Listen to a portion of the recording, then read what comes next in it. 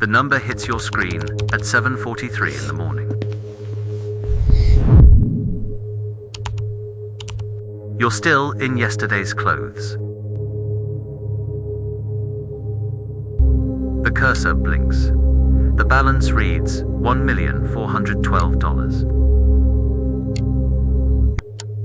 You don't move.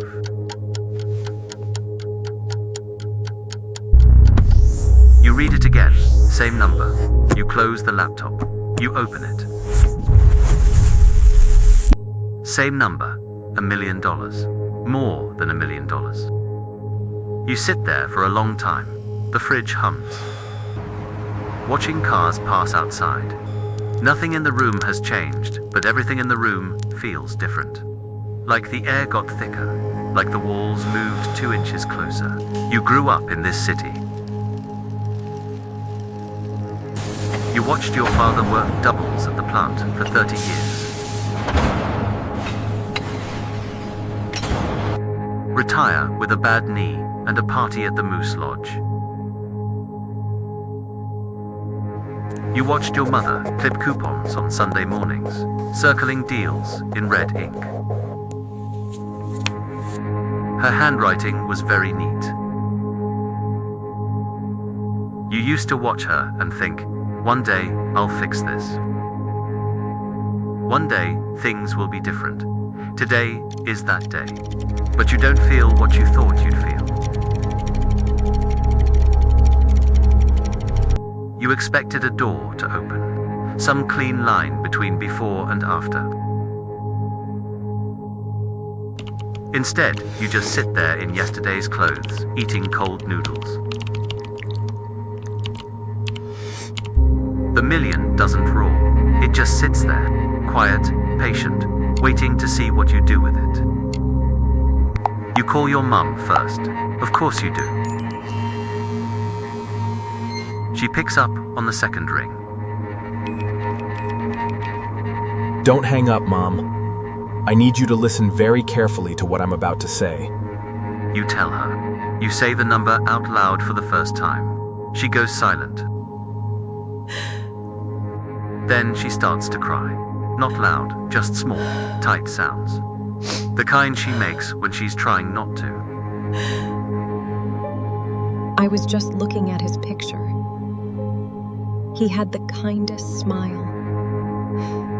She tells you your father would have been proud. Oh, really? You think so? That's nice to hear. You tell her things are going to change. You tell her you're going to take care of everything. She says, okay, honey. That's the last normal conversation you ever have with her.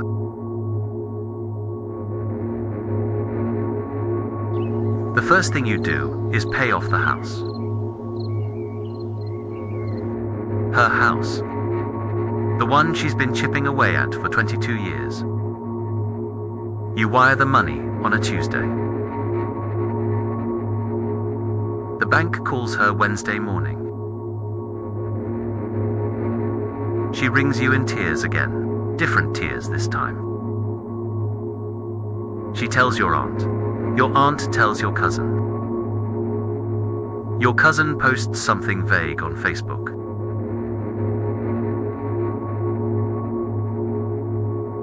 By Thursday, 6 conversation threads have lit up.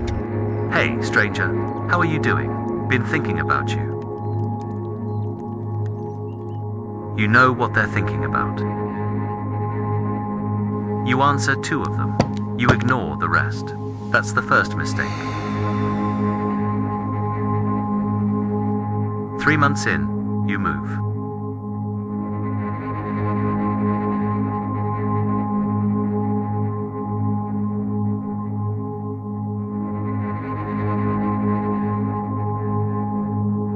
Not far, same city, different zip code.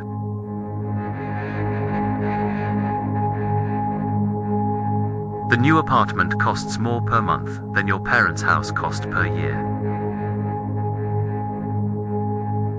You feel guilty about that for exactly 4 days. Then you stop feeling guilty because there's too much to manage. Because here's what nobody tells you about the first million. It isn't enough. $1 million, surrounded by people who call it modest. Careful costs more than you expected. A financial advisor, an accountant.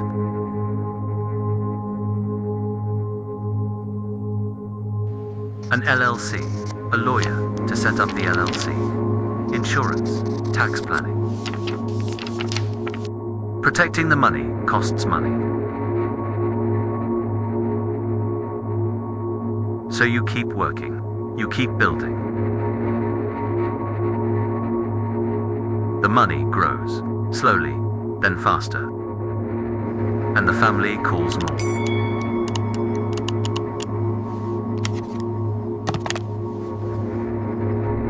Your brother comes to visit in month 5. You haven't seen him in almost a year. You take him to dinner at a restaurant you used to walk past together and never go in. He looks at the menu for a long time. He orders the second cheapest thing. You order without looking at the price. You don't even notice you did it. Until you see his face.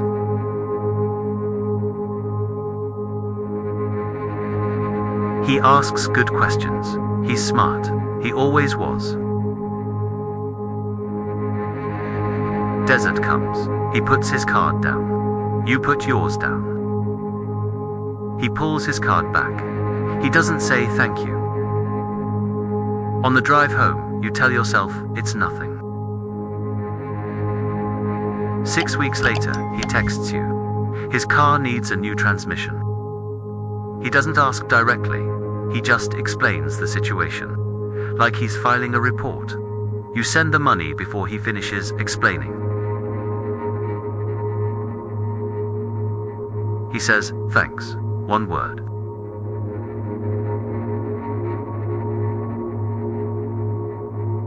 You don't hear from him for a month. The money changes you last. It changes everyone around you first. Your oldest friend starts calling you lucky. It was pure luck. Nothing more, nothing less. Like the years of grinding were a slot machine.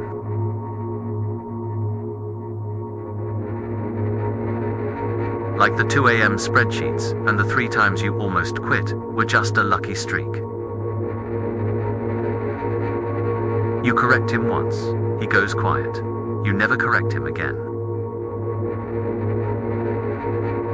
Your cousin asks for $40,000 Put up the to start capital. a business. We will double our investment inside of 6 months. You ask to see the plan. He doesn't have one. He tells your aunt you think you're better than everyone. Your mum tells you, quietly, on a Sunday call. You say you'll call him, you don't.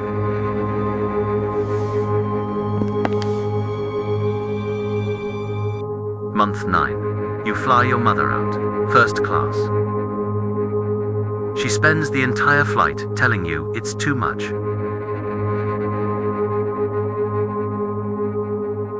The seat is too big. The food is too fancy. You watch her look out the window somewhere over the Midwest. Small and careful in a seat that's too big for her. You feel something that doesn't have a clean name. Not pride, not sadness, both. She visits for 5 days. She picks the cheapest thing in every store. You tell her to pick what she likes. She says she likes the cheapest thing.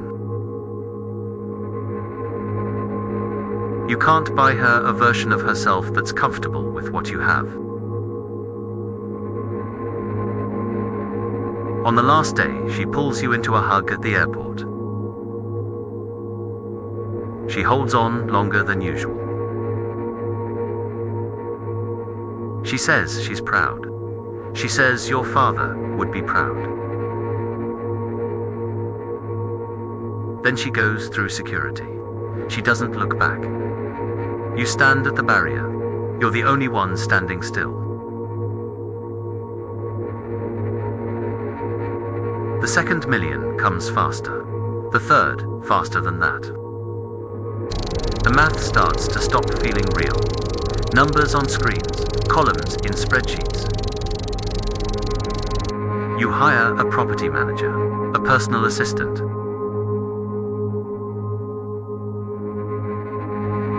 You start to understand why some people with money disappear. The requests keep coming. From strangers now. They want investment, a cosign, 10 minutes. You answer fewer and fewer of them. Your brother calls on your birthday, first time in 4 months. The call lasts 11 minutes. He asks how you're doing. You say, good. You run out of things to say around minute 7. After he hangs up, you sit with the phone in your hand.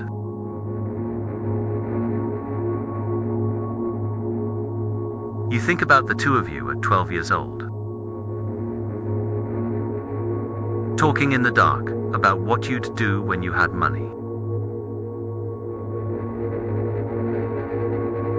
The cars you'd buy, the house you'd get your mum. We're right here, and we'll fill it with snacks and comics, and nobody can stop us. You got the house, you got the cars, you got the number.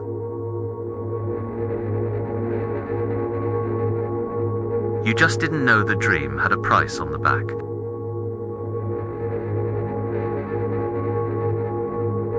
It's 6 a.m. You make coffee in a kitchen bigger than your childhood apartment. The city is just waking up. People going to work. You used to be down there, and there's nobody left who understands what it cost.